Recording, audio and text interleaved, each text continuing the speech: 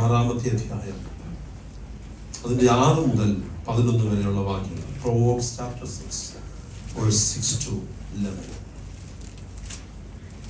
സദൃശവാക്യമാണ് അതിന്റെ 6 മുതൽ 11 വരെയുള്ള വാക്യം. മടിയ ഉറുമ്പിന്റെ അടുക്കൽ ചെല്ലുക, അതിന്റെ വഴികളെ നോക്കി ബുദ്ധിപഠിക്കുക. അതിന് നായകനും മേൽവിചാരകനും അധിപതിയും ഇല്ലാതിരുന്നിട്ടും വേനൽക്കാലത്ത് തന്റെ ആഹാരം ഒരുക്കുന്നു, കൊയ്ത്തുകാലത്ത് തന്റെ തീൻ ശേഖരിക്കുന്നു. മടിയാ, നീ എത്ര നേരം കിടന്നുറങ്ങും? എപ്പോൾ ഉറക്കത്തിൽ നിന്ന് എഴുന്നേൽക്കും? കുറെ കൂടി ഉറക്കം, കുറെ കൂടെ നിദ്ര, കുറെ കൂടെ കൈകെട്ടി കിടക്ക. അങ്ങനെ നിന്റെ ദാരിദ്ര്യം വഴിപോക്കനെ പോലെയും നിന്റെ ബുദ്ധിമുട്ട് ആയുധ പാണിയെ പോലെയും വരും.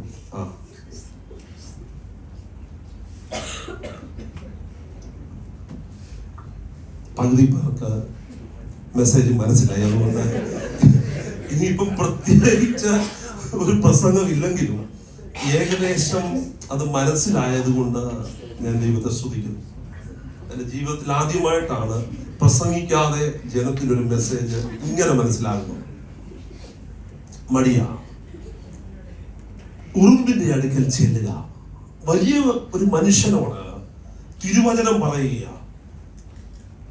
കുഞ്ഞ് ഒരു ജീവിയെ കണ്ടിട്ട് നീ ബുദ്ധിയെ പഠിക്കാം.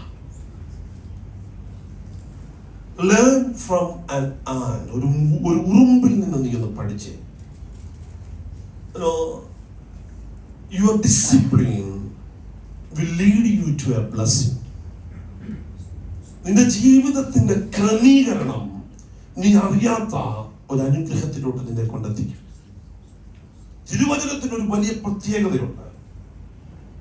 തിരുവചനം ആദിയോട് അന്തം നാം പഠിക്കുമ്പോൾ കർത്താവ് എടുത്തിട്ടുള്ളതൊക്കെ കഴിവുള്ളവനെയല്ല, മറിച്ച് ഒരു ക്രമീകരണമുള്ളവനെയാണ്. God doesn't want an equipped, rather he equipped a submitted one. സമർപ്പിക്കപ്പെട്ട ഒരുത്തനെ എക്വിപ്പ് ചെയ്യുന്നവനാണ് ദൈവം. ഇന്ന് പകൽക്കാലം ഞാൻ ചില കാര്യങ്ങളെ മാത്രം ഒന്ന് ഓർമ്മിപ്പിച്ചിട്ട് എളുപ്പം അവസാനിപ്പിക്കാം. There are certain cursed families. ശപിക്കപ്പെട്ട ചില കുടുംബങ്ങളുണ്ട്, ശപിക്കപ്പെട്ട കുടുംബങ്ങൾ. അത് പിതാക്കന്മാരായി കൊണ്ടുവരുന്ന ശാപങ്ങളായിരിക്കാം, നമ്മളായി മേടിച്ചു കെട്ടിയ ശാപങ്ങളായിരിക്കാം, നമ്മൾ തന്നെ ഉദാസീനരായി ചെന്നുപെട്ടതായിരിക്കാം. എല്ലായിടങ്ങളിലും പിശാചിനെ കൊണ്ടുവരരുത്. നമ്മുടെ എല്ലാ തകർച്ചകളുടെയും പിന്നിൽ പിശാചാണെന്ന് പറയരുത്. ഞാൻ എപ്പോഴും പറയുന്ന ഒരു കാര്യം വീണ്ടും പറയുകയാണ്.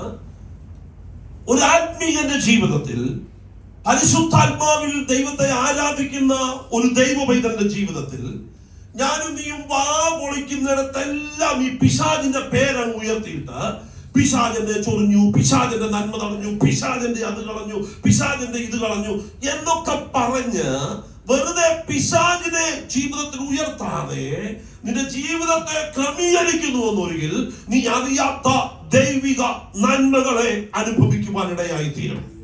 ദൈവവചനത്തിന്റെ പ്രത്യേകത, ദൈവം ഒരു ഡിസിപ്ലിൻഡ് വ്യക്തിയുടെ കൂടെ എപ്പോഴും നിൽക്കുന്നത്.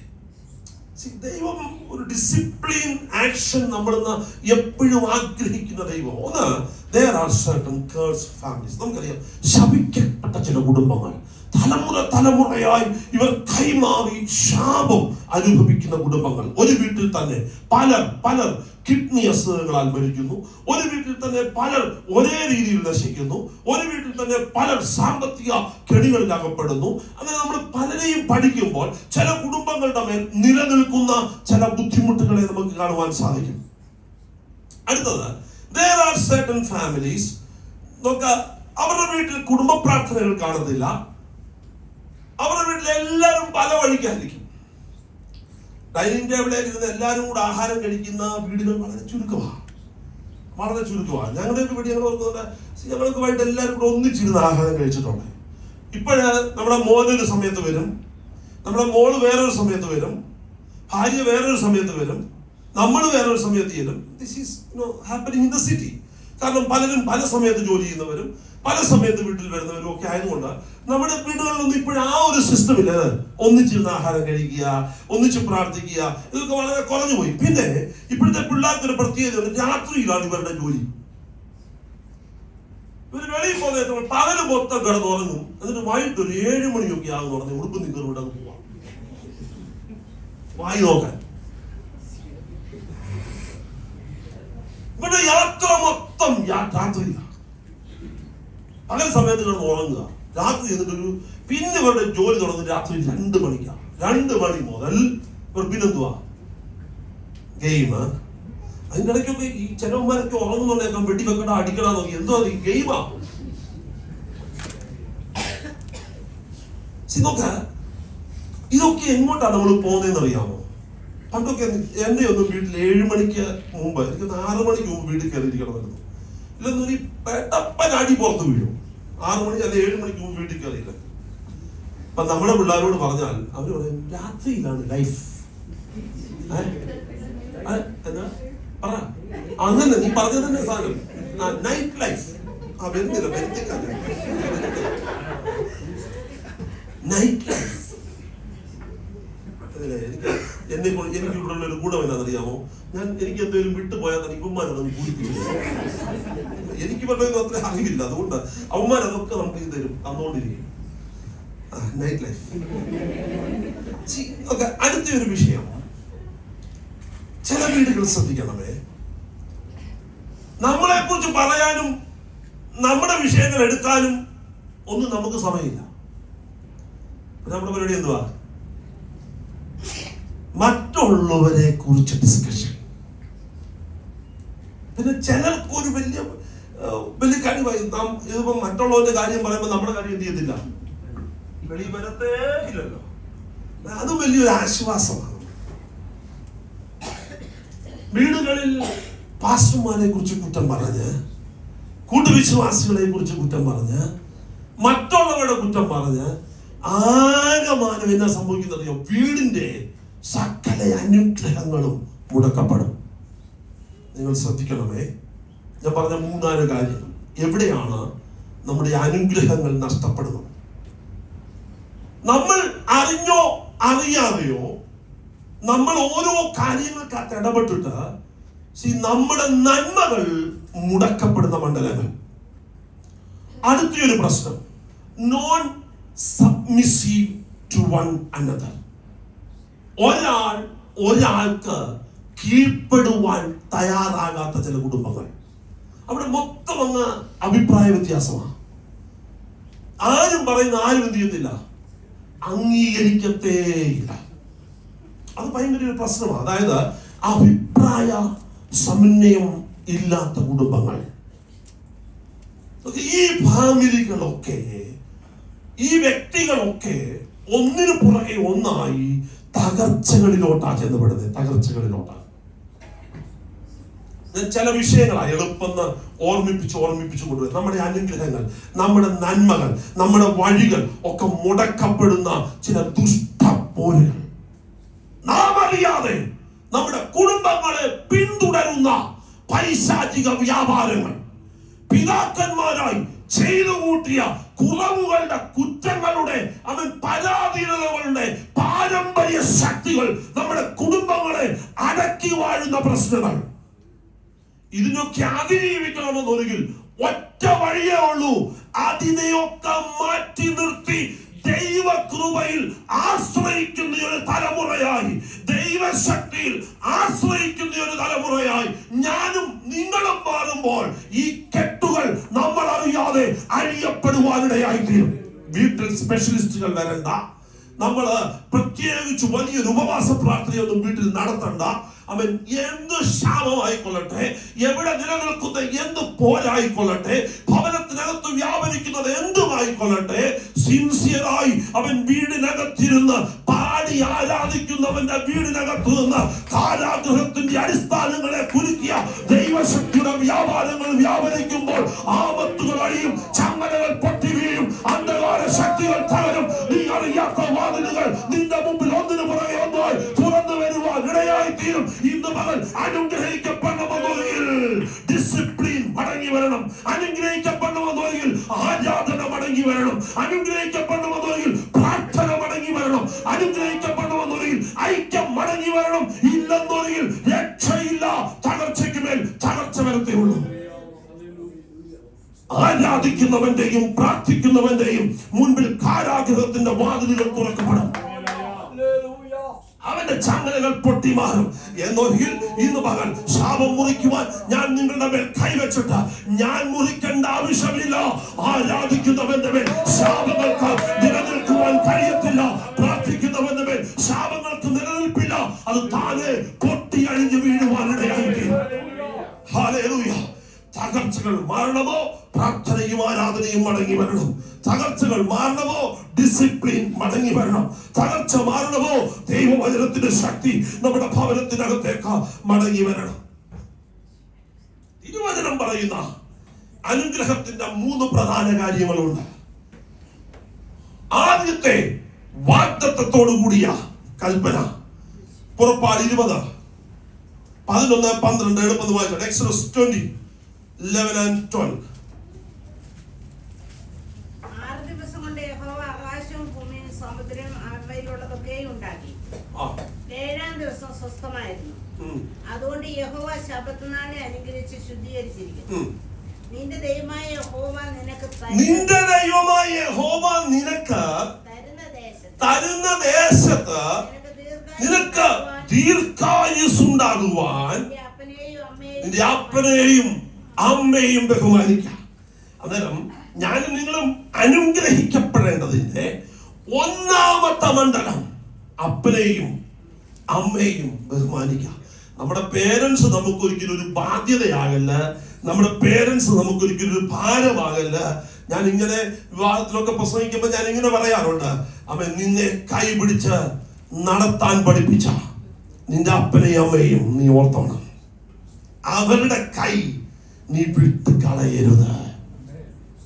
അവരുടെ കൈ നീ വിട്ട് കളയരുത്. അത് നിന്റെ അപ്പനായിക്കൊള്ളട്ടെ, നിന്റെ അമ്മയായിക്കൊള്ളട്ടെ, ഇനി നിന്റെ അമ്മായിയപ്പനായിക്കൊള്ളട്ടെ, നിന്റെ അമ്മായിയമ്മ ആയിക്കൊള്ളട്ടെ.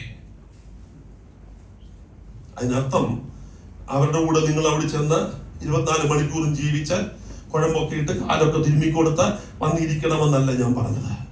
അവരുടെ ആവശ്യത്തിൽ അവരുടെ കണ്ണിൽ കണ്ണുനീര് നിറയാതെ അവരുടെ വേദനകളിൽ അവർക്ക് കൈത്താങ്ങലാകുവാൻ, അവർക്ക് 1000 രൂപ കൊടുത്ത് സഹായിക്കാൻ നിന്നെ കൊണ്ട് പറ്റിയില്ലെങ്കിൽ അവരുടെ ഹൃദയത്തിന് ഒരു തണുപ്പെങ്കിലും ആകുവാൻ നിന്നെ കൊണ്ട് കഴിയണം. ശ്രദ്ധിക്കണമേ, മാതാപിതാക്കളെ നമ്മൾ കൈവിടരുതേ. 2-ാമത്തെ വിഷയമാണ് റെസ്പെക്ട് യുവർ ഹസ്ബൻഡ്. വീടിന്റെ ഒരു ഭവനത്തിന്റെ ഏറ്റവും വലിയ അനുഗ്രഹം എന്ന് പറയുന്നത് ഒരു പിതാവിന് കീഴ്പ്പെടുന്ന ഭാര്യയും മക്കളും.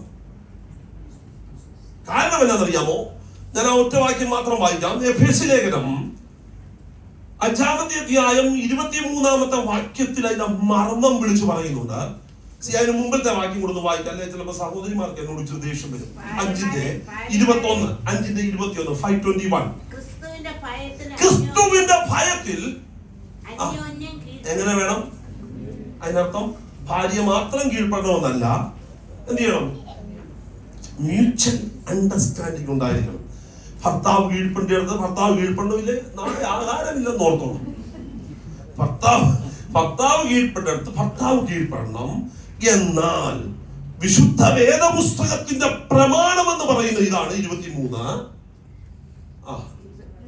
ക്രിസ്തു ശരീരത്തിന്റെ രക്ഷിതാവായി സഭയ്ക്ക് തലയാകുന്നത് പോലെ ഭർത്താവ് പുരുഷനായതുകൊണ്ട് അവന് കീഴ്പ്പെടണമെന്നല്ല. നിങ്ങൾ ശ്രദ്ധിക്കണമേ, ഭർത്താവ് സാലറി ഉള്ളവനായതുകൊണ്ട് അവന് കീഴ്പ്പെടണമെന്നല്ല. ഭർത്താവ് ഏതാണ്ട് വലിയ പുള്ളി ആയതുകൊണ്ട് അവന് കീഴ്പ്പെടണമെന്നല്ല. വിശുദ്ധ വേദപുസ്തകത്തിന്റെ പ്രമാണം നമ്മുടെ രക്ഷിതാവാകുന്ന ക്രിസ്തു സഭയുടെ തലയാകുന്നത് പോലെ ഭാര്യയുടെ തലയാരാണ്? ഭർത്താവ് ഭാര്യയ്ക്ക് തലയാകുന്നു. Your husband is your bride. നിന്റെ അഭിമാനമാണ്, നിന്റെ അഹങ്കാരമാണ് ഹസ്ബൻഡ്. ഒരു ഭാര്യയെ സംബന്ധിച്ചിടത്തോളം അവളുടെ ഭർത്താവ് എന്ന് പറയുന്നത് അവളുടെ ഐഡന്റിറ്റിയാ. അതുകൊണ്ട് നമ്മുടെ ഭർത്താവിനെ നമ്മൾ എന്ത് ചെയ്യണം? റെസ്പെക്ട്. അതിനർത്ഥം നമ്മുടെ എന്റെ കുക്കിയുണ്ട്, കുക്കി അവളെ ഞാൻ ചെന്ന ഉടനെ അത് വന്ന് കാൽക്കൽ അങ്ങ് വീണ് നക്കി തുടച്ച്, അതല്ല ഇതിനർത്ഥം. വീട്ടിലെ വളർത്തുനായെ പോലെ ഭാര്യ വന്ന് കാച്ചൂട്ടി കിടത്തണമെന്നും കിടത്തണമെന്നുമല്ല ഇതിനർത്ഥം. Respect your wife, respect your husband. എന്നാല് സഹോദരിമാരോട് ദൈവാത്മാ പറയുന്ന ഒരു കാര്യം, ക്രിസ്തു എങ്ങനെയാണോ സഭയ്ക്ക് തലയായിരിക്കുന്നത് അതുപോലെ നീ നിന്റെ ഭർത്താവിനെ കീഴ്പ്പെടണം എന്ന് പറയുമ്പോൾ, സബ്മിസീവ് എന്ന് പറയുമ്പോൾ, ഈ ലോകത്തിലെ ഏറ്റവും വലിയ മനോഹരമായ കല്യാണം നടന്നത് ഇംഗ്ലണ്ടിൽ വെച്ചാണ്. ചാൾസ് രാജകുമാരന്റെയും ഡയാന രാജകുമാരിയുടെയും. കാൻറ്റർബറി ആർച്ച് ബിഷപ്പാണ് പ്രതിജ്ഞാവാചകം ചൊല്ലിക്കൊടുക്കുന്നത്. തലേ ദിവസം രാത്രി കല്യാണത്തിന്റെ റിഹേഴ്സൽ നടക്കുക. ചാൾസ് ഉണ്ട്, ഡയാനയുണ്ട്. അന്നേരം കാൻറ്റർബറി ആർച്ച് ബിഷപ്പ് പറഞ്ഞു ഭർത്താവിന് കീഴ്പ്പെട്ട പോകണമെന്ന് പറഞ്ഞു. ഡയാന പറഞ്ഞു നോ വേ, ആ വാക്ക് മാറ്റണമെന്ന് പറഞ്ഞു. ഡയാനയുടെയും ചാൾസിന്റെയും കല്യാണത്തിന് ആ വാക്ക് ഉപയോഗിച്ചില്ല. ആ വാക്ക് ഉപയോഗിക്കാതാണ് പ്രതിജ്ഞ ഉടമ്പടി വാചകം ചൊല്ലിക്കൊടുത്തത്. നമുക്കറിയാം അത് എവിടെ ചെന്ന് അവസാനിച്ചതാ കല്യാണം. എനിക്കും നിനക്കും, ഞാനും നീയും എത്ര വലിയവരാണെങ്കിലും, എനിക്കും നിനക്കും ഭൂമി എന്തൊക്കെയുണ്ടെങ്കിലും ഇതിന് വിരുദ്ധമായി ചലിക്കാൻ പറ്റത്തില്ല. ചലിച്ചാൽ അവസാനം പെരുവഴിയായിരിക്കും. വഴിയിൽ തകർന്നുറഞ്ഞ നൂറുകണക്കിന് ജീവിതങ്ങളുണ്ട്. കാരണം എന്താണെന്നറിയാം? വചനത്തെ അവരൊക്കെ തിരസ്കരിച്ചു. ചില ശാപങ്ങൾക്കകത്തുനിന്ന് വെളിയിൽ വരുവാൻ, ഇന്ന് പകൽ ചില ബന്ധനങ്ങൾ പൊട്ടി വെളിയിൽ വരുവാനാ ഞാൻ ഈ മെസ്സേജ് ഇന്ന് പകലൂടെ പറയുന്നത്. പിന്നെ വേറൊരു സഹോദരി ഇതുപോലൊക്കെ കൗൺസിലിങ്ങിന് കാര്യങ്ങളൊക്കെ പറഞ്ഞപ്പോ സഹോദരി പറഞ്ഞു, ഹസ്ബൻഡ് തലയായിക്കൊള്ളട്ടെ, but I will be the neck. പുള്ളി തലയായിട്ടിരുന്നോണ്ട് കഴുത്ത് ഞാനായിരിക്കുന്നു. കഴുത്തല്ലയോ തല എങ്ങോട്ടൊക്കെ തിരിയണമെന്ന് തീരുമാനിക്കുന്നത്. നമ്മുടെ കുടുംബജീവിതം എന്ന് പറയുന്നത് തിരുവചനത്തിന് അടിസ്ഥാനപ്പെടുമ്പോൾ, നമ്മൾ ബിബ്ലിക്കലി നമ്മൾ മൂവ് ചെയ്യുമ്പോൾ നമുക്കിത് വലിയൊരു പ്രശ്നമൊന്നുമല്ല. എന്റെ ഭർത്താവിന് ഞാൻ കീഴ്പ്പെടണമെന്ന് പറയുന്നത്, അല്ലെ എന്റെ ഭാര്യയ്ക്ക് അന്യോന്യം നമ്മൾ കീഴ്പ്പെടണം, കീഴടങ്ങിയിരിക്കണം. ഇതൊന്നും നമ്മുടെ ഒരു അടിമത്തം ഒന്നുമല്ല വിളിച്ചു പറയുന്നത്. ഇതൊക്കെ നമ്മുടെ ഒരു ഐഡന്റിറ്റിയാ, ഒരു ക്രിസ്ത്യൻ ഐഡന്റിറ്റിയാ. എന്നിട്ട് തെളിവെന്നാ പറയുന്നത് അറിയാമോ? അബ്രഹാമിനെ സാറായി എന്ത് വിളിച്ചെന്നാ? യജമാനൻ. അഡോണായി, എഡോനായി അല്ല, അഡോണായി. അഡോണായി, യജമാനൻ എന്ന് വിളിച്ചു. ശ്രദ്ധിക്കണേ, നമ്മുടെ വീടിന്റെ ഒരു ഐശ്വര്യമായത്.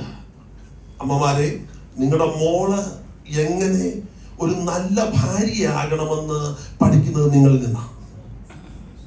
നിങ്ങളുടെ മോൻ എങ്ങനെ ഒരു നല്ല ഭർത്താവാകണമെന്ന് പഠിക്കുന്നത് അപ്പന്മാരെ കണ്ട. ഇതിന്റെയൊക്കെ ഫൗണ്ടേഷൻ വിശുദ്ധ വേദപുസ്തകം. എനിക്കൊരു അമ്മയെ അറിയാം, 3 മക്കളുടെ കല്യാണം നടത്തിയ അപ്പനറിയാതെ.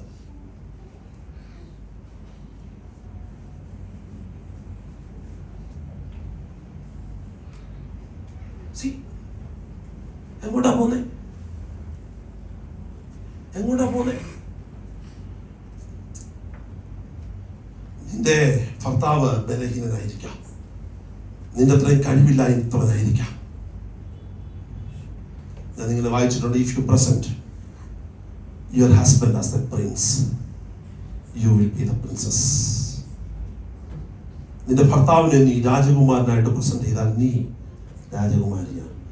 നിന്റെ ഭർത്താവിനെ നീ വെറും വെള്ളാടനായിട്ട് കൊണ്ട് കാണിച്ചാൽ നീ ആരാണെന്ന് അല്ലെ നമ്മുടെ ഐഡന്റിറ്റി നോക്കാം. നമ്മള് വിവാഹം കഴിയുന്നിടം വരെ ഒരു സഹോദരിയുടെ അഡ്രസ് അവിടെ അപ്പന്റെ പേരാണ്. വിവാഹം കഴിഞ്ഞാൽ അവിടെ അഡ്രസ് അവിടെ ഹസ്ബൻഡിന്റെ പേരാണ്. നമ്മുടെ ഐഡന്റിറ്റി ചേഞ്ച് ചെയ്യുവാൻ ദൈവം കൊണ്ടുവന്ന പദ്ധതിയാണ് നമ്മുടെ ഹസ്ബൻഡ്. അത് നമ്മുടെ കുടുംബത്തിന്റെ വലിയൊരു അനുഗ്രഹമാണ് കേട്ടോ. അങ്ങനത്തെ കുടുംബങ്ങൾ അനുഗ്രഹിക്കപ്പെടും. കൊച്ചമ്മ മത്തായി ആകരുത്. മത്തായി വയ്യാത്തവനാണെങ്കിലും മത്തായി വീട്ടിലേക്ക് എത്തിയവനായിരിക്കണം. അവിടെയാ നമ്മുടെ കുടുംബങ്ങൾ, ക്രിസ്തീയ കുടുംബങ്ങളുടെ അനുഗ്രഹം അവിടെയാ നിലനിൽക്കുന്നത്. മൂന്നാമത്തെ കാര്യം, respect God and his work. ദൈവത്തെയും ദൈവത്തിന്റെ വേലയെയും ബഹുമാനിക്കാം. ഈ മൂന്ന് കാര്യങ്ങൾ നമ്മുടെ വീടിനകത്ത് നടന്നാൽ നാം ചിന്തിക്കാത്ത അനുഗ്രഹങ്ങൾ നമ്മുടെ കുടുംബത്തിന്റെ മേൽ വരുവാനിടയായി തീരും. ഞാൻ വാക്യമെടുത്ത് വായിച്ചു പോകുന്നില്ല. ഹഗ്ഗായിൽ ഇങ്ങനൊരു വാക്യമുണ്ട്. നിങ്ങൾ ഒത്തിരി അധ്വാനിച്ചു, നിങ്ങൾ വാരിക്കൊണ്ട് വന്നു, പക്ഷെ ഞാൻ അതിനെ ഊതിക്കളഞ്ഞത്. അതൊന്ന് വായിച്ചിട്ട് നമുക്ക് വായിടാം. ഹഗ്ഗായി 1-ാമത്തെ അധ്യായം അതിന്റെ 5 മുതൽ 11 വരെയുള്ള വാക്യങ്ങൾ എളുപ്പം വായിക്കാൻ നമുക്ക് PAP ഉണ്ട്. 11-12 ആകുമ്പോൾ ഞാൻ നിർത്തും. 12 സൈന്യങ്ങളുടെ യഹോവ ഇപ്രകാരം അരുളി ചെയ്യുന്നു, നിങ്ങളുടെ വഴികളെ വിചാരിച്ച് നോക്കുവിൻ. Give careful thought to your ways. നിന്റെ വഴികളെ ശ്രദ്ധയോടെ ഒന്ന് വിചാരിച്ചു നോക്കുവിൻ. നിങ്ങൾ വളരെ വിതച്ചിട്ടും അല്പമേ കൊണ്ടുവരുന്നുള്ളൂ. നിങ്ങൾ ഭക്ഷിച്ചിട്ടും പൂർത്തി വരുന്നില്ല, പാനം ചെയ്തിട്ടും തൃപ്തി വരുന്നില്ല, വസ്ത്രം ധരിച്ചിട്ടും ആർക്കും കുളിർമാറുന്നില്ല, ഓട്ടസഞ്ചിയിലിടുവാൻ കൂലി വാങ്ങുന്നു. നോക്ക്, തിരുവചനം പറയാം, നിങ്ങൾ ഒത്തിരി കഷ്ടപ്പെടുന്നുണ്ട്, രാവിലെ എഴുന്നേൽക്കുന്നു, ഓടുന്നു, അധ്വാനിക്കുന്നു, പക്ഷേ ഒരിടത്തും എത്തിപ്പറ്റുന്നില്ല. ചെലവ് പറ്റുന്നില്ല, വീട്ടുകാര്യങ്ങൾ നടക്കുന്നില്ല, കുഞ്ഞുങ്ങളുടെ കാര്യങ്ങൾ നടക്കുന്നില്ല. ആകെ അധപ്പതനം, ആകെ പ്രശ്നങ്ങൾ, ആകെ തകർച്ചകൾ. അടുത്ത വാക്ക്, സൈന്യങ്ങളുടെ ഇപ്രകാരം അരുളി ചെയ്യുന്നു, നിങ്ങളുടെ വഴികളെ വിചാരിച്ചു നോക്കുവിൻ. നിങ്ങൾ മലയിൽ ചെന്ന് മരം കൊണ്ടുവന്ന് ആലയം പണിവിൻ. ഞാൻ അതിൽ പ്രസാദിച്ചു മഹത്വപ്പെടുമെന്ന് യഹോവ കൽപ്പിക്കുന്നു. നിങ്ങൾ അധികം കിട്ടുമെന്ന് കാത്തിരുന്നു, എന്നാൽ അത് അല്പമായി തീർന്നു. നിങ്ങൾ അത് വീട്ടിൽ കൊണ്ടുവന്നു, ഞാനോ അത് ഊതിക്കളഞ്ഞു. അതെന്തുകൊണ്ട്? Why does it happen? അതെന്തുകൊണ്ട് അങ്ങനെ സംഭവിക്കുന്നു? എന്റെ ആലയം ശൂന്യമായി കിടന്നിട്ടും നിങ്ങൾ ഓരോരുത്തരും താന്താന്റെ വീട്ടിലേക്ക് ഓടുകയും, പള്ളിയില് പട്ടക്കാലം പട്ടിണി കിടന്നാലും പള്ളി കാര്യം നടന്നാലും നടന്നില്ലെങ്കിലും ഞാനും ലില്ലിക്കുട്ടിയും മക്കളും ആറ്റിറ്റ്യൂഡ് മാറണം. ഓരോരുത്തരും അയ്യോ ഉമ്മൻചാണ്ടിയും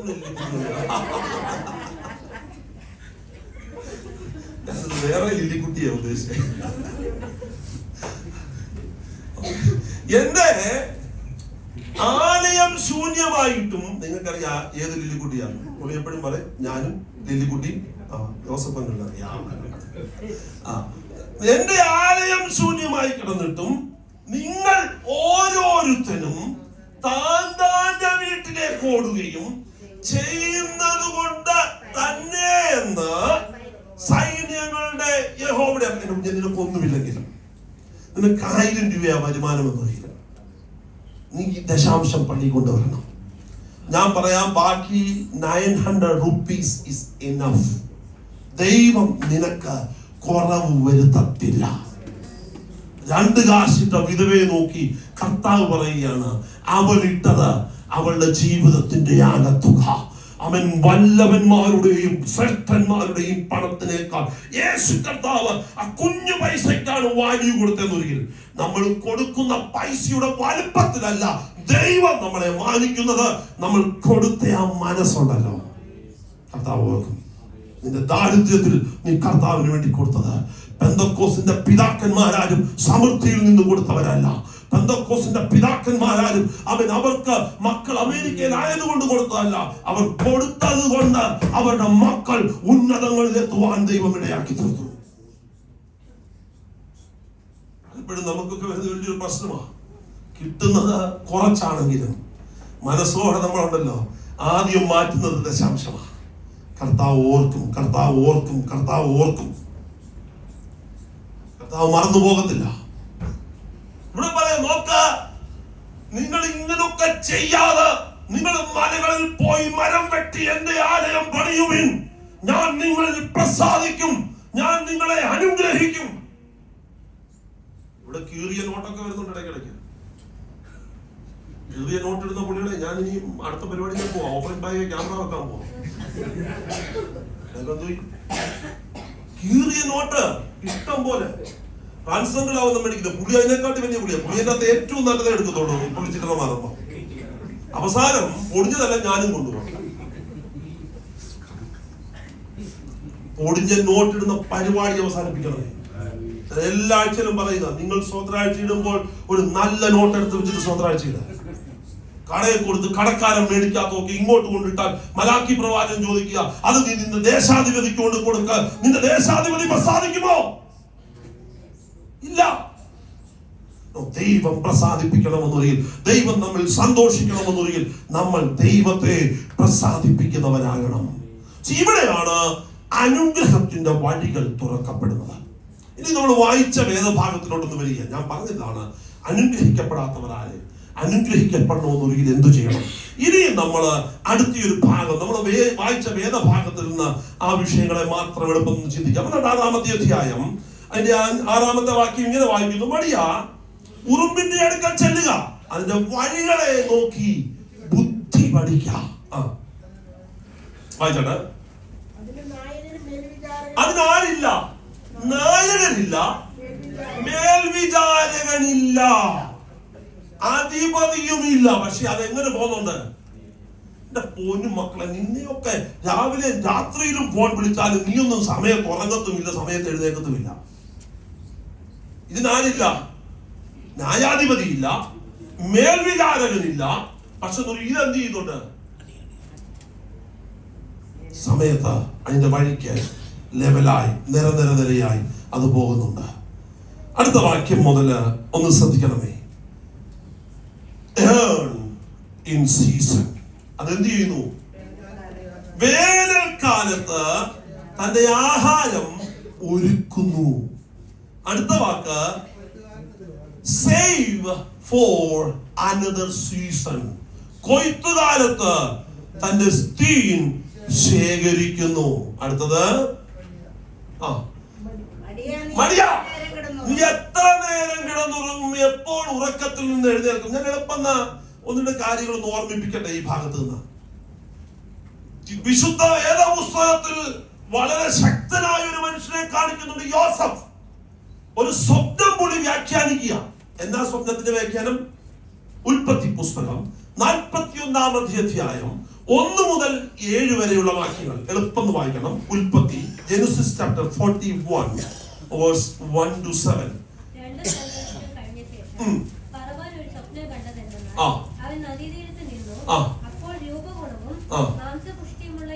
രൂപഗുണവും മാംസപുഷ്ടിയുമുള്ള 7 പശു നദിയിൽ നിന്ന് കയറി വരുന്നു. ഞാങ്ങണയുടെ ഇടയിൽ മേഞ്ഞുകൊണ്ടിരുന്നു. അവയുടെ പിന്നാലെ മെലിഞ്ഞും വിരൂപവുമായുള്ള വേറെ 7 പശു നദിയിൽ നിന്ന് കയറി.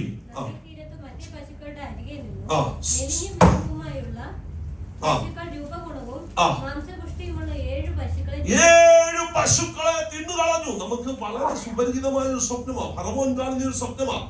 മെലിഞ്ഞ 7 പശുക്കൾ, കരയിൽ നിന്ന് മേയുന്ന ആരോഗ്യമുള്ള നല്ല കൊഴുത്തുരുണ്ട 7 പശുക്കളെ തിന്നു കളഞ്ഞു. ഫറവോൻ ഞെട്ടി ഉണരുന്നു. ഉടനെ അത് കഴിഞ്ഞിട്ട് ഫറവോൻ എന്ത് ചെയ്യുന്നു? അടുത്തൊരു സ്വപ്നം കാണുകയാണ്. എന്നാ സ്വപ്നം?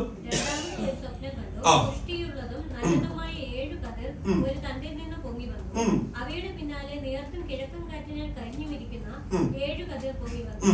നേർത്ത 7 കതിരുകൾ പുഷ്ടിയും മണിക്കരുത്തുമുള്ള 7 കതിരുകളെ വിഴുങ്ങിക്കളഞ്ഞു. ജോസഫ് സ്വപ്നം വ്യാഖ്യാനിക്കുന്നു, ജോസഫ് സ്വപ്നം മനസ്സിലാക്കുന്നു. എന്നിട്ട് ജോസഫ് പറയുന്നു സമൃദ്ധിയുടെ 7 വർഷങ്ങൾ വരുന്നു. അതിന്റെ 25 മുതൽ താഴോട്ടുള്ള വാക്യങ്ങൾ വായിക്കുന്നില്ല. സമൃദ്ധിയുടെ 7 വർഷങ്ങൾ വരുന്നു. അതിനുശേഷം ദാരിദ്ര്യത്തിന്റെ 7 വർഷങ്ങൾ വരുന്നു. എന്നിട്ട് പറയുകയാണ് ഈ സമൃദ്ധിയുടെ 7 വർഷങ്ങളിൽ എന്ത് ചെയ്യണം? നമ്മൾ ഭണ്ഡാരശാലകൾ ഉണ്ടാക്കി ഉള്ളതൊക്കെയും സൂക്ഷിച്ചു വെച്ചിട്ട് അടുത്ത 7 വർഷത്തേക്ക് അതിനെ നമുക്ക് കൊടുക്കണം. മടിയ ഉറുമ്പിനെ നോക്കി നീ ഒരു ബുദ്ധി പഠിക്ക. സമൃദ്ധിയുടെ കാലത്ത് അത് അധ്വാനിക്കുന്നു, അത് സ്വരൂപിക്കുന്നു, അത് അടുത്തൊരു കാലഘട്ടത്തിലേക്ക് സൂക്ഷിച്ചു വെക്കുന്നു. പകൽക്കാലം എന്നെ കേൾക്കുന്ന ദൈവവൈതലേ, ഒന്ന് നീ അധ്വാനിക്കണം. രണ്ട് നീ അടുത്ത ഒരു സീസണിന് വേണ്ടി സേവ് ചെയ്യണം. 3 spend according to your resources. എങ്ങനെ ചെലവാക്കേണ്ടത്? ഉള്ളതിനനുസരിച്ച് ചെലവാക്കണം.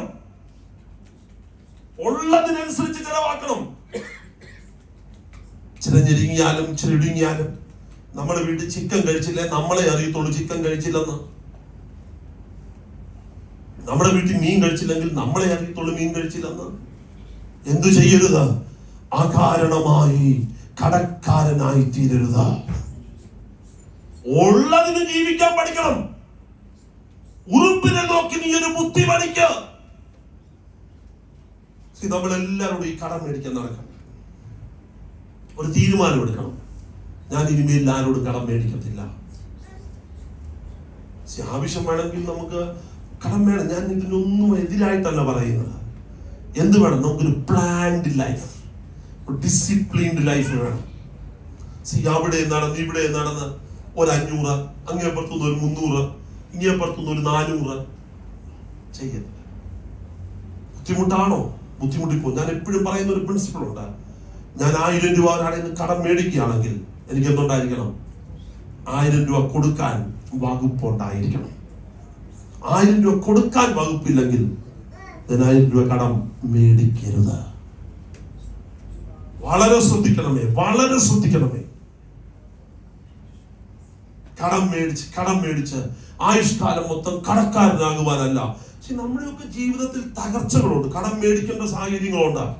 എന്നാൽ ഇന്ന് കടം മേടിക്കേണ്ടി വന്നാൽ ദൈവത്തിൽ നിന്ന് ആത്മാർത്ഥമായിട്ടൊന്ന് കരഞ്ഞു പ്രാർത്ഥിച്ചിട്ട്, കർത്താവേ, എന്റെ ഈ ശൂന്യത നീ ഒന്ന് മാറ്റണമേ.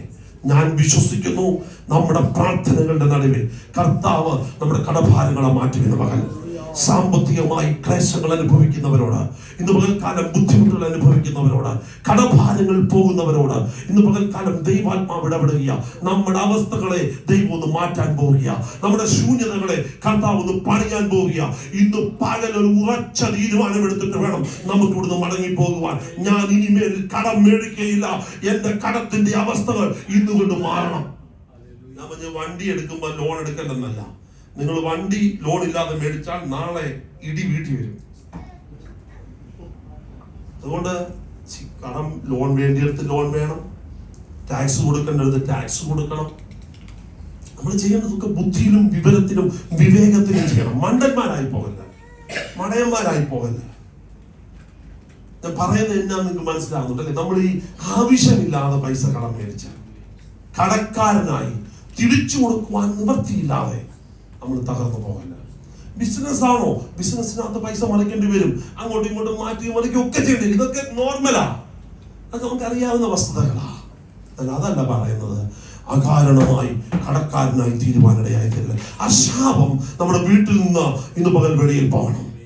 കടം മേടിച്ച് കടക്കാരനായി മാറുന്ന അന്യായ ബന്ധനങ്ങൾ നമ്മുടെ ഭവനത്തിനകത്ത് നിന്ന് വെളിയിൽ പോകണം. അതാ യോസേഫ് ചെയ്തത്. 7 വർഷം സമൃദ്ധിയുടെ വർഷം തന്നാൽ കൂട്ടിവെക്കാവുന്നിടത്തോളം കൂട്ടിവെച്ച് അടുത്ത 7 വർഷം ദാരിദ്ര്യത്തിന്റെ സമയത്ത് 1 രൂപ പോലും കടമില്ലാതെ അവൻ മിസ്രയീമിലെ ജനത്തെ മൊത്തം പോറ്റി പുലർത്തിയ ഒരു ദൈവിക പദ്ധതിയുണ്ട്. ഞാനും നിങ്ങളും തിരിച്ചറിയണം. സമൃദ്ധിയിൽ അടിച്ചു തീർക്കാനല്ല, സമൃദ്ധിയിൽ ഒരു കരുതൽ ഉണ്ടാക്കുവാൻ നമുക്ക് കഴിയണം. മാറ്റിവെക്കണം നമ്മുടെ സമൃദ്ധിയിൽ കുറച്ച്. Work, earn, save. ജോലി ചെയ്, നേടിയെടുക്ക, സൂക്ഷിച്ചു വെക്ക. അതായിരിക്കണം നമ്മുടെ ആറ്റിറ്റ്യൂഡ്. ഇതിനൊക്കെ ഓവർകം ചെയ്യുവാൻ ഒരു ബിബ്ലിക്കൽ പ്രിൻസിപ്പിൾ ഉണ്ട്. നമ്മുടെ ഈ സകല പദ്ധതികളെയും സകല പ്രശ്നങ്ങളെയും ഓവർകം ചെയ്യുവാൻ ഒരു ബിബ്ലിക്കൽ പ്രിൻസിപ്പിൾ ഉണ്ട്. നമുക്ക് ആവശ്യങ്ങളുണ്ട്, നമുക്ക് വിഷമങ്ങളുണ്ട്, നമുക്ക് ബുദ്ധിമുട്ടുകളുണ്ട്. ഇപ്പൊ എന്നോട് പറയും ഒറ്റയടിക്ക് ഫേവയുടെ ഫീസ് അടയ്ക്കുന്നത് എന്നോട് പറ്റത്തില്ല. എന്നാൽ ഇതിനൊരു ഉറവ് തുറക്കുന്ന ഒരു ദൈവം നമുക്കുണ്ട്. ഞാനും നിങ്ങളും വിശ്വസിക്കേണ്ടത് അതാണ്. അസാധ്യതകളുടെ നടുവിൽ, ആമേൻ ഹല്ലേലൂയ, ശൂന്യതകളുടെ നടുവിൽ എന്നെയും നിന്നെയും അനാഥരായി ഉപേക്ഷിക്കാതെ കൈവിടാതെ നടത്തുന്ന ഒരു ദൈവമുണ്ട്. അവൻ നിങ്ങൾക്കായി കരുതുന്നതാകയാൽ നിങ്ങളുടെ സകല ചിന്താകുലങ്ങളും കർത്താവിന്റെ മേലിട്. എനിക്ക് കടമുണ്ട്, എനിക്ക് ബാധ്യതയുണ്ട്, എനിക്ക് ഭാരമുണ്ട്, ലഴിയല്ല. അതിന് പകരം നമ്മുടെ ഈ ബന്ധനം നമ്മളെ ഒന്ന് വിട്ടുമാറണം. പലപ്പോഴും നമുക്ക് എത്തിപ്പെടുവാൻ വയ്യാതെ, നമുക്കൊന്ന് കരകയറാൻ വയ്യാതെ, നമ്മളെ ഫിനാൻഷ്യലി നമ്മളെ കുരുക്കുന്ന അന്ധകാരത്തിന്റെ വ്യാപാരങ്ങൾ നമ്മുടെ കുടുംബങ്ങളെ വിട്ടുമാറണം. എവിടെങ്കിലുമൊക്കെ നമ്മളെ ശൂന്യരാക്കുന്ന, എവിടെങ്കിലുമൊക്കെ നമ്മളെ തകർക്കുന്ന ഈ വ്യാപാരങ്ങൾ നമ്മളെ വിട്ടൊന്ന് മാറണം. മാറിയേ പറ്റത്തുള്ളൂ ദൈവമക്കളെ. ആയുഷ്കാലം മൊത്തം കടക്കാരായി, ആയുഷ്കാലം മൊത്തം ജീവിക്കുവാൻ പോലും മാർഗമില്ലാതെ നമുക്ക് മുൻപിലോട്ട് പോകുവാൻ പറ്റത്തില്ല. അതിനാണ് നമ്മൾ ഉപവാസങ്ങൾ വെക്കുന്നത്, അതിനാണ് നമ്മൾ പ്രാർത്ഥനകൾ വെക്കുന്നത്, അതിനാണ് നമ്മൾ ദൈവത്തിൽ കടന്നു വരുന്നത്. നമ്മളെ ഞെരുക്കുന്ന അന്ധകാരത്തിന്റെ അധിപതിയുടെ ആധിക്യങ്ങൾ വിട്ടുമാറണമെന്നതിൽ ഉപവസിക്കുകയും പ്രാർത്ഥിക്കുകയും ചെയ്തെങ്കിലേ ഇതിന്റെ മേലൊരു ജയമെടുക്കാൻ പറ്റത്തുള്ളൂ. ബിബ്ലിക്കൽ പ്രിൻസിപ്പിൾ എന്നാ? Wait for the Lord. Wait for the Lord. See, നമുക്കൊരു പ്രശ്നമുണ്ട്. ഏലിയാവിനോട് ദൈവം ഒരു കാര്യം പറഞ്ഞു. ഏലിയാവേ, ഞാൻ അങ്ങോട്ട് വായിക്കുന്നില്ല, 17-ാമത്തെ അധ്യായം 2 വാക്യം വായിക്കുന്നുടനെ നീ കെരീത്തിച്ചല്ല, അവിടെ നിനക്ക് ഞാൻ ചെയ്തിട്ടുണ്ട്, കാക്കയോട് കൽപ്പിച്ചിട്ടുണ്ട്, അവിടെ ഞാൻ നിനക്ക് കെരീത്തിൽ വെള്ളം ഒരുക്കിയിട്ടുണ്ട്, നീ ചെന്ന് അവിടെ ഇരുന്നാൽ മതി, കാക്ക വന്നോളൂ, നീ കെരീത്തിലെ വെള്ളം കുടിച്ചോണം. ഒരു ദിവസം കെരീത്ത് പറ്റുക, ദൈവം പറഞ്ഞു നീ എന്ത് ചെയ്യുന്നത്, ഇവിടെ നിന്നിട്ട് സാരാഭാത്തിലോട്ട് പൊക്കോണം. നമ്മുടെ പ്രശ്നം എന്താണെന്നറിയാമോ? കെരീത്ത് പറ്റിയാലുടനെ നമ്മള് ബോർവെല്ലുകാരനെ വിളിച്ചിട്ട് നമ്മുടെ കുഴൽക്കിണർ കാണിക്കും. അവിടെയാ ദൈവം പ്രവർത്തിക്കാത്തത്. കെരീത്ത് പറ്റിയാലും കാക്കയുടെ വരവ് നിന്നാലും നിനക്ക് വേണ്ടി സാരാഭാത്ത് ഒരുക്കുവാൻ ശക്തിയുള്ള ഒരു ദൈവത്തെ ഇന്ന് പകൽ നീ വിശ്വസിക്കുക. ജോലിയില്ലായിരിക്കാം, നമ്മുടെ സാമ്പത്തിക ബാധ്യതകൾ ഒത്തിരി വലുതായിരിക്കാം, നമ്മുടെ ശൂന്യതകൾ ഒത്തിരി വലുതായിരിക്കാം. അവൻ നമ്മുടെ ചെലവും നമ്മുടെ വരവും കൂടെ നമുക്ക് ഒരു വിധത്തിലും മാനേജ് ചെയ്യാൻ പറ്റാത്ത വിധത്തിലുള്ള പ്രതിസന്ധിയിൽ കൂടി ആയിരിക്കാം ഇന്ന് പകൽ നീ കടന്നു പോകുന്നത്. എന്നാൽ ഇന്ന് പകൽ ഞാൻ ഒരു കാര്യം പറയാം. കാക്കയുടെ വരവ് നിന്നാലും കെരീത്ത് പറ്റിയാലും എനിക്കും നിനക്കും വേണ്ടി ഇന്ന് പകൽ സാരാഭാത്ത് തുരക്കുവാൻ ശക്തനായ ഒരു ദൈവമുണ്ട്. അവിടെ ഇങ്ങനെയാണ് വായിക്കുന്നത്, കലത്തിലെ മാവ് കുറഞ്ഞില്ല, കലശത്തിലെ എണ്ണ കുറഞ്ഞില്ല, ദൈവം അവർക്ക് സമൃദ്ധി കൊടുത്തു. യെസ്, ഇന്നത്തെ നമ്മുടെ ശൂന്യതകൾ മാറും, ഇന്നത്തെ നമ്മുടെ പരാജയങ്ങൾ മാറും, ഇന്നത്തെ നമ്മുടെ അധപ്പതനങ്ങൾ മാറും, ഇന്നത്തെ നമ്മുടെ അവസ്ഥകൾ മാറും. ദൈവം നമുക്ക് വേണ്ടി ഒരു സാരാഭാത്ത് ഒരുക്കും. കലവറയില്ലാത്ത കുത്തിയൊഴുകുന്ന നന്മകളെ കൊണ്ട് തന്റെ ജനത്തെ അനുഗ്രഹിക്കുന്ന ഒരു ദൈവമുണ്ട്. നമ്മുടെ ശൂന്യതകളെ പണിയുന്ന ഒരു ദൈവമുണ്ട്. ആ ദൈവത്തിനായി കാത്തിരിക്കുവാൻ കഴിയണം. Wait for the Lord. ദൈവത്തിന് വേണ്ടി കാത്തിരിക്കാൻ ഇങ്ങനെയാ വായിക്കുന്നത്. അവങ്കിലേക്ക് നോക്കിയവർ പ്രകാശിതരായി, അവരുടെ മുഖം ലജ്ജിച്ചു പോയതുമില്ല. ബാലസിംഹങ്ങളും ഇരകിട്ടാതെ വിശന്നിരിക്കും. യഹോവയെ അന്വേഷിക്കുന്നവർക്കോ അവൻ ഒരു നന്മയും മുടക്കുകയില്ല. ഇന്നല്ലെങ്കിൽ നാളെ എന്റെയും നിന്റെയും അവസ്ഥകളെ മാറ്റുവാൻ യേശു കർത്താവിന് കഴിയും. ഇന്നല്ലെങ്കിൽ നാളെ നമ്മുടെ ശൂന്യതകളെ കർത്താവ് പണിയും. നമ്മളെ വെറുതെയായി മടക്കി വിടുന്നവനല്ല ദൈവം. ഒരു പ്രതിഫലമുണ്ട് നിശ്ചയം. നമ്മുടെ പ്രാർത്ഥനകൾക്കും നമ്മുടെ വേദനകൾക്കും ദൈവം ഒരു പ്രതിഫലം തരും. Do not worry about tomorrow. നമ്മുടെ ഏറ്റവും വലിയ പ്രശ്നം ഇന്നല്ല നാളെ. ശരിയല്ലേ പറഞ്ഞേ? അല്ലേ? നമ്മൾ ആരെങ്കിലും ഇന്നത്തെ ദിവസത്തെ കുറിച്ച് പറയുന്നുണ്ടോ? I don't think. ഇന്നത്തെ ദിവസത്തെ കുറിച്ച് പറയുന്ന എത്ര പേരുണ്ട് ഇവിടെ? ഇപ്പൊ എന്റെ വഴി 30-ാം തീയതി കഴിഞ്ഞിട്ട് അടുത്ത മാസം തുടങ്ങുന്ന. നമ്മുടെ എല്ലാവരുടെയും പ്രശ്നം അതാ. ഇന്നത്തെ ദിവസത്തെ കുറിച്ചല്ല നമ്മുടെ പ്രശ്നം. തിരുവചനം കൊണ്ട് അവൻ എന്ത് ചെയ്ത്, നാളെയെ കുറിച്ച് നിങ്ങൾ വിചാരപ്പെടരുത്. അതിന്റെ മേൽ ആധിപത്യമുള്ള ഒരു ദൈവം നമുക്കുണ്ട്. നമ്മുടെ ഭാവിയെ കരങ്ങൾ വഹിക്കുന്ന ഒരു ദൈവം നമുക്കുണ്ട്. നമ്മുടെ ഭാവിയെ തീരുമാനിക്കുന്ന ഒരു ദൈവം നമുക്കുണ്ട്. നമ്മുടെ ശൂന്യതകളെ പണിയുന്ന ഒരു ദൈവം നമുക്കുണ്ട്. അതുകൊണ്ട് കർത്താവ് do not worry about tomorrow. നാളെയെ കുറിച്ച് നിങ്ങൾ വിചാരപ്പെടണ്ട. ഞാൻ വാക്യങ്ങളെല്ലാം വായിക്കുന്നില്ലേ? ഫിലിപ്പിയർ 4:19 നമ്മൾ ഇങ്ങനെ വായിക്കുന്നത്, എന്റെ ദൈവമോ നിങ്ങളുടെ ബുദ്ധിമുട്ടൊക്കെയും തന്റെ മഹത്വത്തോടെ not according to our need, rather according to his riches in glory, അവന്റെ മഹത്വത്തോടെ ക്രിസ്തുയേശുവിൽ പൂർണ്ണമായി തീർത്തു തരും. നമുക്കൊരു നല്ല നാളെയുണ്ട്. നമ്മളെ ദൈവം അനുഗ്രഹിക്കുന്ന ഒരു ദിവസം നമ്മുടെ മുൻപിലുണ്ട്. പ്രതീക്ഷയോടൊപ്പോ അവൻ നമ്മളെ ശൂന്യതയിൽ നിന്ന് മടക്കി വരുത്തുന്ന ഒരു വേദപുസ്തകത്തിൽ എത്ര തെളിവാണെന്നറിയാമോ? വേദനയുടെ പുത്രന്മാരെ ദൈവം അനുഗ്രഹത്തിന്റെ പുത്രന്മാരാക്കി മാറ്റിയെന്നൊരിക്കൽ, വേദനയുടെ പുത്രന്മാരെ ദൈവം വലങ്കരത്തിന്റെ പുത്രന്മാരാക്കി മാറ്റിയെന്നൊരിക്കൽ പകൽക്കാലം നമ്മുടെ ദൈവത്തിന് നമ്മുടെ ജീവിതത്തിൽ അത്ഭുതങ്ങൾ ചെയ്യുവാൻ കഴിയും. 3, do not trust in your earnings. നിന്റെ സമ്പത്തിൽ നീ ആശ്രയിക്കരുത്. നമ്മൾ ഒരിക്കലും ചിന്തിക്കല്ലേ, യാക്കോബ് പറയുന്നുണ്ട്, നാളെ ഞാൻ ഇന്ന പട്ടണത്തിൽ പോയി അധ്വാനിച്ച് നേടി ഞാൻ കാര്യം നടത്തുമെന്നൊന്നും പറയല്ല. പിന്നെന്താ വേണ്ടിയേ? ദൈവം അനുവദിച്ചാൽ കർത്താവിനെ സഹായിക്കും. Do not trust in your earnings. നിന്റെ നന്മയ്ക്കകത്ത് നീ അങ്ങ് ആശ്രയിച്ചു പോകല്ലേ. ദൈവം നന്മ അടച്ചൊക്കെ കളയാൻ എത്ര നേരം വേണമെന്നറിയാമോ? ഞാൻ എന്റെ കണ്ണിന് കണ്ടിട്ടുണ്ട്. സാലറിക്കകത്തൊക്കെ അഹങ്കരിച്ചവരും ഒന്നുമില്ലാത്തവരെ പുച്ഛിച്ചവരും ഒക്കെ ദൈവം ദിവസം കൊണ്ട് പായ്ക്ക് ചെയ്യിപ്പിച്ചു വിടുന്നത് ഞാൻ കണ്ടിട്ടുണ്ട്.